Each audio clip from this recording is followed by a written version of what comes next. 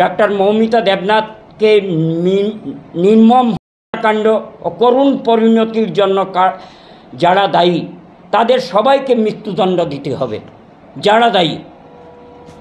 একই সঙ্গে আমরা এই জোরালো দাবি করছি সারা দেশে চিকিৎসকদের নিরাপত্তা অত্যন্ত কঠোরভাবে গ্রহণ করতে হবে, সেটা কেন্দ্রীয় সরকারকে।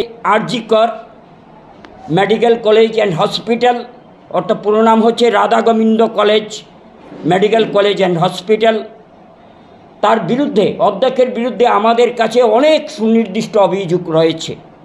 অধ্যক্ষ ডক্টর সন্দীপ ঘোষ, অধ্যক্ষের এই কলেজের প্রিন্সিপাল, রাজ্যসভার প্রাক্তন সাংসদ শান্তনু সেন বারবার মমতা বন্দ্যোপাধ্যায়ের নিকট অভিযোগ জানিয়েছিলেন এই অধ্যক্ষের বিরুদ্ধে, কিন্তু মমতা বন্দ্যোপাধ্যায় তাতে কান দেননি।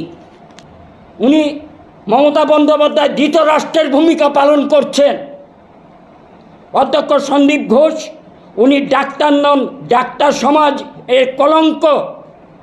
সুনির্দিষ্ট অভিযোগ থাকা সত্ত্বেও কেন মমতা বন্দ্যোপাধ্যায় অভিযোগ রয়েছে তার বিরুদ্ধে বিহিত ব্যবস্থা নিচ্ছেন না?